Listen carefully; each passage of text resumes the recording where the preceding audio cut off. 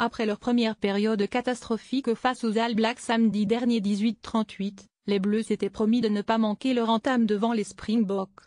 On a bien vu une longue séquence dans le camp adverse dans les premières secondes, mais le ballon a été perdu à quelques mètres de la ligne et la suite s'est avérée plus compliquée.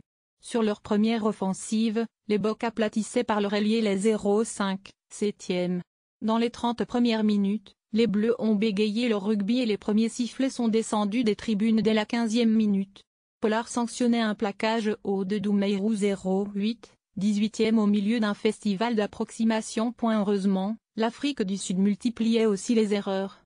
Il a fallu attendre la 27e minute pour qu'un Stade de France loin d'être rempli se réchauffe un peu. Une chandelle au milieu du terrain, un rebond favorable, une passe allongée de Guirado, les jambes de Thomas et sur la séquence suivante, Bello dépose Criel pour aplatir sous les poteaux 7-8, 27e. L'ouvreur toulonnais manquait ensuite un but 31e.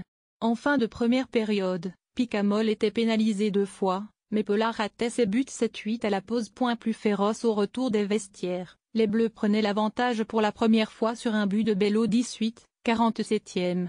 Mais replongés dans leur travers, à l'image de cette passe de Huget directement en touche 48e.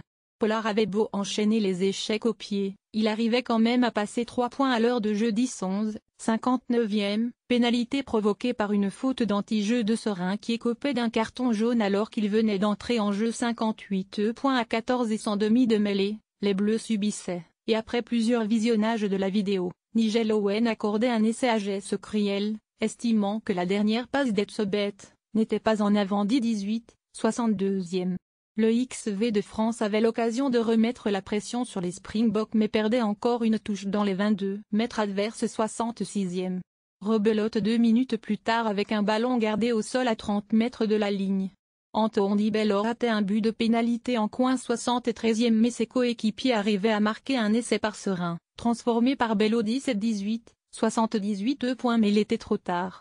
Les Sud-Africains géraient la fin du match pour mettre fin à une série de 5 matchs sans victoire, 2 nuls, 3 défaites.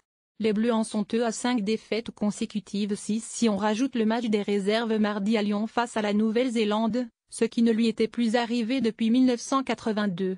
L'heure est grave, très grave, alors qu'il reste un match dans cette tournée, dans une semaine face au Japon pour sauver les apparences.